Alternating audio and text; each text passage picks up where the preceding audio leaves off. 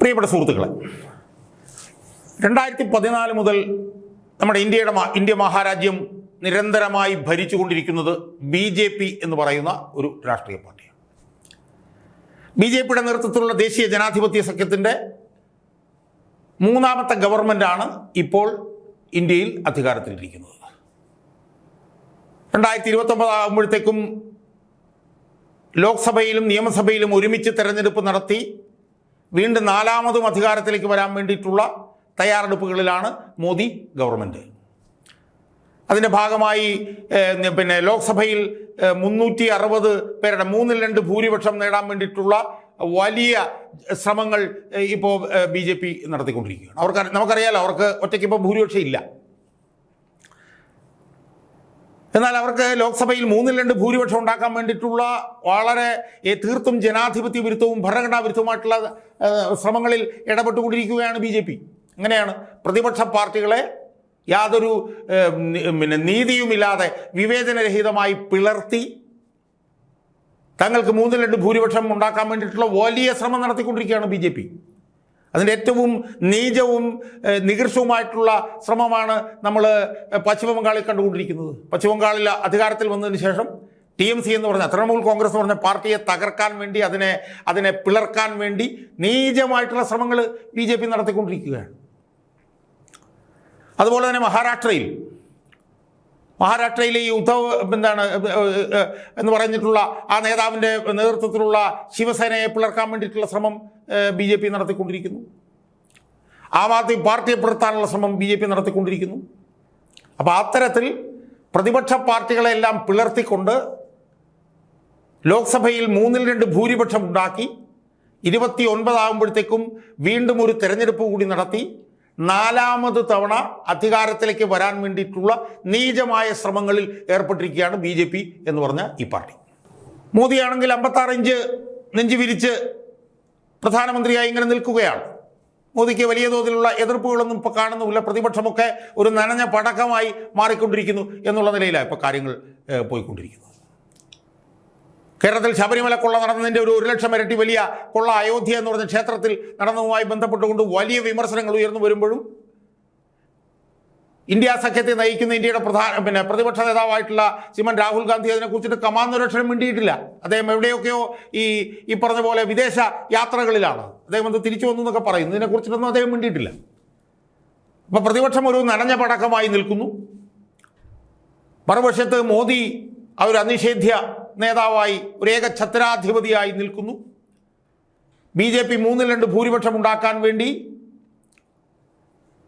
പ്രതിപക്ഷ രാഷ്ട്രീയ പാർട്ടികളെ പിളർക്കുന്നു. ഇതൊക്കെയാണ് ഇന്ന് അഖിലേന്ത്യാ രാഷ്ട്രീയം നോക്കിയാൽ നമുക്ക് കാണാൻ കഴിയും.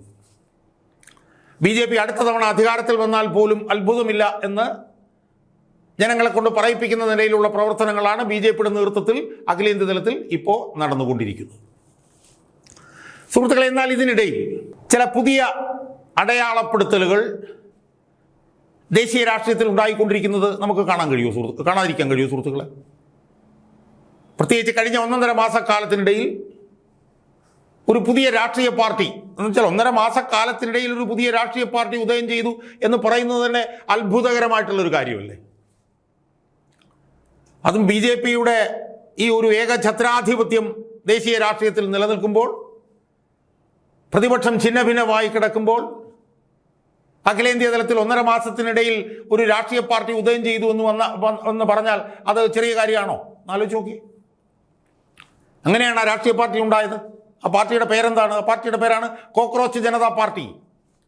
ആ പാർട്ടി ഉണ്ടായത് തന്നെ എങ്ങനെയാണ്? വളരെ ആകസ്മികമായി, വളരെ ഇൻഅഡ്വർട്ടൻ്റ് ആയിട്ടല്ലേ ആ പാർട്ടി ഉണ്ടായത്.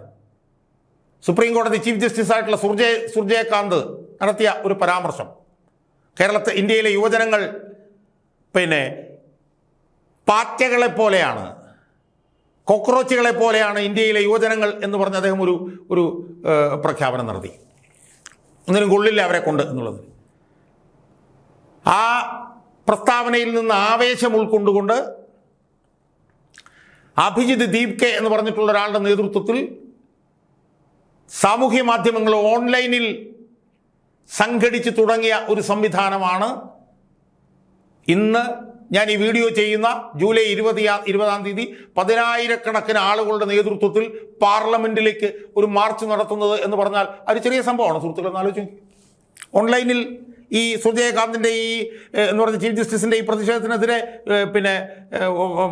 രൂപപ്പെട്ട ഒരു സംവിധാനമാണ് ഈ കോക്രോച്ച് ജനതാ പാർട്ടി എന്ന് പറയുന്നത്. യുവജനങ്ങളുടെ ഒരു സംവിധാനം. അതിനെത്രയോ ഈ പറഞ്ഞ പോലെ 1-2 ആഴ്ചകൾ കൊണ്ട് തന്നെ 1-2 ആഴ്ചകൾ കൊണ്ട് തന്നെ BJP-യേക്കാൾ കൂടുതൽ അംഗങ്ങൾ സാമൂഹ്യ മാധ്യമത്തിൽ ഈ കോക്രോച്ച് ജനതാ പാർട്ടിയുടെ പുറകിൽ അണിഞ്ഞേർന്നു എന്ന് പറയുമ്പോൾ അതൊരു ചെറിയ സംഭവമാണ് സുഹൃത്തുക്കളെ. അവരെ പ്രത്യക്ഷത്തിൽ തന്നെ ഒരു സമരത്തിലേക്ക് വന്നു. നമ്മളൊന്ന് ആലോചിച്ച് നോക്കണം.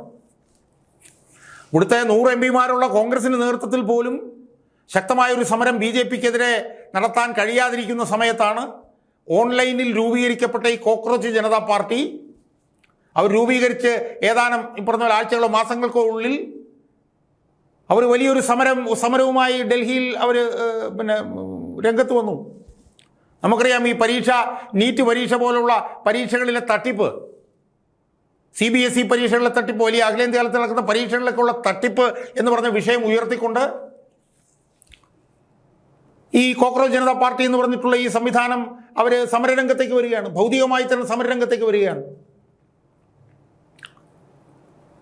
കഴിഞ്ഞ എത്രയോ നാളുകൾക്കുള്ളിൽ 93ഓളം വിദ്യാർത്ഥികൾ ആത്മഹത്യ ചെയ്തു എന്ന് പറഞ്ഞുകൊണ്ട് ഈ ചോദ്യപേപ്പർ ചോർച്ചയൊക്കെയുമായി ബന്ധപ്പെട്ടുകൊണ്ട് നീറ്റ് പരീക്ഷയിലെ അപാകതകളൊക്കെ ആയിട്ട് ബന്ധപ്പെട്ടുകൊണ്ട് ആത്മഹത്യ ചെയ്തു എന്ന് പറഞ്ഞുകൊണ്ട് കഴിഞ്ഞ ഒരു വർഷത്തിൽ തന്നെ ഏതാണ്ട് 23ഓളം പേര് ആത്മഹത്യ ചെയ്തു എന്ന് പറഞ്ഞുകൊണ്ട് കേന്ദ്ര വിദ്യാഭ്യാസ മന്ത്രി ധർമ്മേന്ദ്ര പ്രധാന്റെ രാജി ആവശ്യപ്പെട്ടുകൊണ്ട് ഈ കോക്രോച്ച് ജനതാ പാർട്ടി എന്ന് പറഞ്ഞിട്ടുള്ള ഈ പാർട്ടി സമരരംഗത്തേക്ക് വന്നു.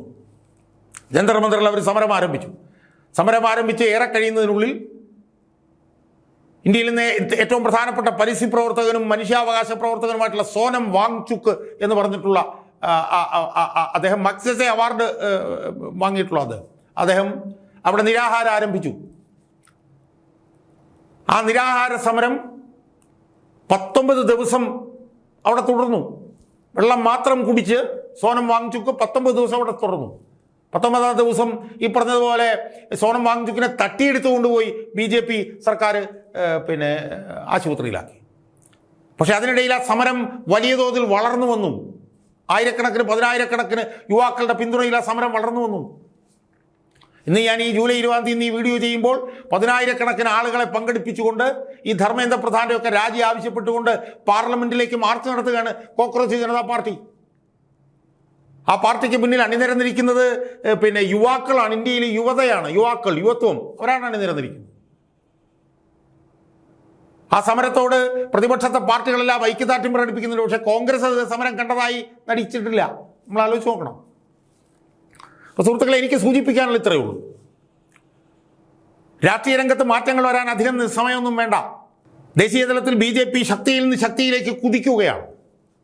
മോദിയുടെ ഏകഛത്രാധിപത്യത്തിൽ BJP അടുത്തവണ പോലും അധികാരത്തിൽ വരുമോ എന്നുള്ള ഒരു തോന്നൽ ജനങ്ങളിൽ ഉണ്ടായിക്കൊണ്ടിരിക്കുന്ന സമയത്താണ് ഇന്ത്യയിലെ യുവാക്കളുടെ നേതൃത്വത്തിൽ യുവാക്കളുടെ ആവശ്യം ഉന്നയിച്ചുകൊണ്ട് സാമൂഹ്യ മാധ്യമങ്ങളിലൂടെ രൂപപ്പെട്ട കോക്രോച്ച് ജനതാ പാർട്ടി എന്ന് പറഞ്ഞൊരു പാർട്ടി ദേശീയ തലത്തിൽ ശക്തി പ്രാപിച്ചുകൊണ്ടിരിക്കുന്നത്. ഇത് ജനാധിപത്യത്തിൻ്റെ ഒരു സൗന്ദര്യമാണ് ഇത് കാണിക്കുന്നത്. പുതിയ രാഷ്ട്രീയ സംവിധാനങ്ങൾ രാഷ്ട്രീയ മണ്ഡലത്തിൽ ഉണ്ടാവാൻ അധികം സമയമൊന്നും വേണ്ട എന്നതാണ് ഇത് സൂചിപ്പിക്കുന്നത്. അതുകൊണ്ട് കോക്രോച്ച് ജനതാ പാർട്ടി നാളെ എന്താവും, നാളെ അധികാരം പിടിക്കുമോ, മോദി സർക്കാരിനെ താഴെ ഇറക്കുമോ എന്നൊന്നും പറയാൻ ഞാൻ ആളല്ല. പക്ഷേ ചില അടയാളപ്പെടുത്തലുകൾ കോക്രോച്ച് ജനതാ പാർട്ടിയുടെ ഉദയവും അതിൻ്റെ വളർച്ചയും അതിൻ്റെ സമര പോരാട്ടങ്ങളും അതിൻ്റെ ഐതിഹാസികമായിട്ടുള്ള സമരവും ഒക്കെ കാണിക്കുന്നുണ്ട് എന്നുള്ളത് ഒരു വസ്തുതയാണ്. എല്ലാം നശിച്ചു എന്നുള്ള ഒരു ചിന്തയിൽ നമ്മൾ ഇങ്ങനെ ജീവിക്കാൻ പാടില്ല എന്നാണ് എനിക്ക് സൂചിപ്പിക്കാനുള്ളത്. കോക്രോച്ച് ജനതാ പാർട്ടി നാളെ ചിലപ്പം അറിയില്ല, നമുക്കറിയില്ല. പക്ഷേ രാഷ്ട്രീയത്തിൽ മാറ്റങ്ങൾ ഉണ്ടാവാൻ അധിക കാലം വേണ്ട എന്നതിൻ്റെ ഏറ്റവും പുതിയ ഉദാഹരണമാണ് ഈ കോക്രോച്ച് ജനതാ പാർട്ടിയും അതിൻ്റെ സമരവും.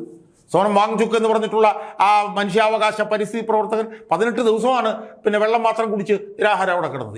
ഈ ഗവൺമെൻറ് ആ സമരത്തെ ഇതുവരെ കണ്ടെന്ന് നടിച്ചിട്ടില്ല. പക്ഷേ ഈ ഗവൺമെൻറ്റിന് ആ സമരത്തെ കണ്ടെന്ന് നടിക്കാതിരിക്കാൻ കഴിയില്ല.